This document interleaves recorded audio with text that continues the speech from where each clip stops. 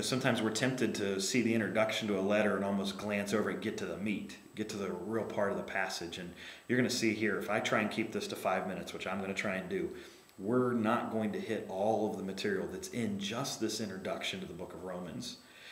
Notice some things here. Paul says he was called to be an apostle. He is Christ's slave because he was called to be an apostle. Think of Paul's conversion. That did not involve his working, his doing. He was zealous, but he was zealous for his own righteousness, his own rules that he was keeping. He was going around destroying the church out of his own pleasure, thinking that that would be pleasing to God.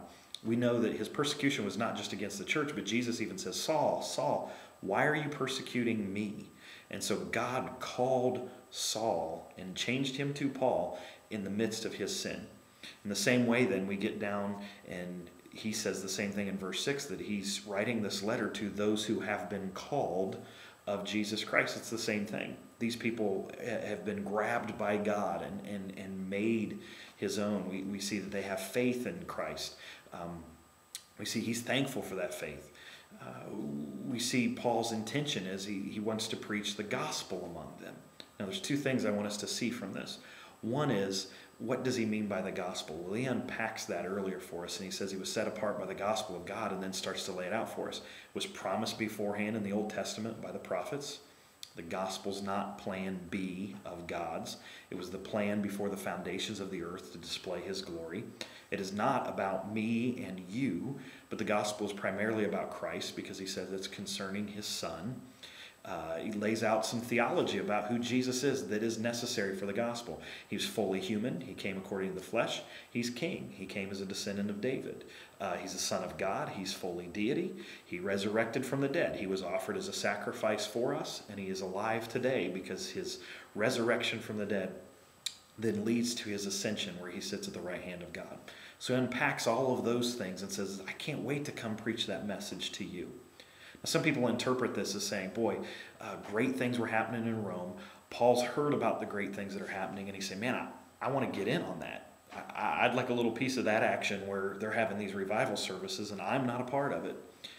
The only problem is that Paul says, for my part, I am eager to preach the gospel to you. And who's he been talking to?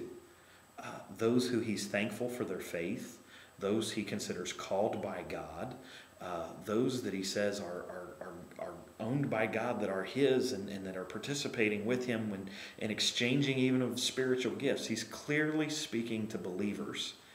And he says, I can't wait to come and preach the gospel to you. Why? Verse 16, for I am not ashamed of the gospel, for it is the power of God unto salvation, first to the Jew and then to the Gentile. Here's something interesting that Paul begins to unpack for him. He wants to come preach the gospel because even in it, the next passage says, in the gospel, the righteousness of God is revealed from faith to faith, for it's written, the righteous will live by faith. The rest of the book of Romans helps unpack for us. Sometimes we hear, the gospel is the power of God unto salvation, and we only think about one aspect of the gospel that's called justification. We think, well, I have been put in right standing with God because of the work of Jesus Christ. And that's salvation. I get to go to heaven now because Jesus died for my sins. That is true, and that is an essential part of the gospel, and you should celebrate that fact. But it's not the only part of the gospel.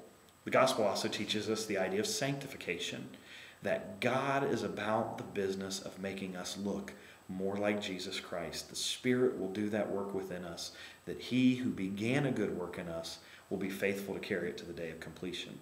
He also speaks of salvation, and it's in the book of Romans as well, as glorification. Man, if this was all there was, we are in right standing with God, and we start to look a little bit like Jesus throughout our time here on this earth, that's not the gospel fully. The good news is this isn't as good as it gets. The day is coming when he sets us apart. He gives us immortal bodies. Our sin is no longer a part of us. We don't battle the flesh anymore. We stand before God in absolute purity and are able to worship him as he deserves because he has completed the work in us to change us into a holy creature that's able to stand in his presence. Paul deals with all three of these things in the book of Romans, and he's saying to us that the gospel is necessary. It is the power of God unto salvation. And Paul means by that it's the power of God unto justification, the message you need to hear, to be in right standing with God.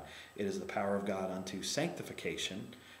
Focusing and dwelling on this message will cause you to grow more into the image of Christ.